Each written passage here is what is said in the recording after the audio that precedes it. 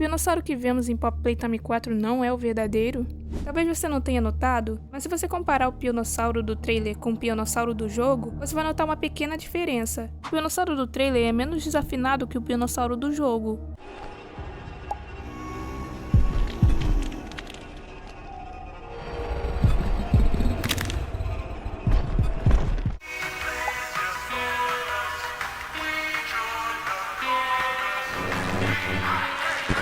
Isso pode reforçar a teoria de que o que tivemos em Pop Playtime 4 foi apenas a aparição do experimento 1163, que foi um experimento falho do Pionossauro por ter um instinto muito agressivo e ser muito desafinado. Afinal, no próprio documento a respeito dele, o Dr. Halissayer reforça que haviam mais experimentos do Pionossauro, onde ele escreve o seguinte: assim como seus antecessores, 1163 não apresenta qualquer uma das qualidades humanas típicas, indicando que haviam mais experimentos falhos do Pionossauro antes do experimento 1163. E ao comentar a respeito dele ser desafinado, ele escreve o seguinte: talvez outro da mesma linha tocasse uma música melhor, reforçando novamente que haviam mais experimentos do Pionossauro e que eles eram menos desafinados do que ele. Além disso, mais abaixo o doutor acrescenta que essa iniciativa não produzirá mais experimentos desse tipo. Melhorias mensuráveis precisam ser feitas, caso contrário teria que reavaliar a eficácia daqueles sobre minha jurisdição. Ou seja, o Dr. Halissayer considerou não criar mais experimentos do Pionossauro, e caso o 1163 não fosse melhorado, irá reavaliar a utilidade dos experimentos anteriores. Então, talvez, se um deles foi mesmo reparado, é possível que um experimento do Pionossauro reapareça nos futuros capítulos de Pop Playtime.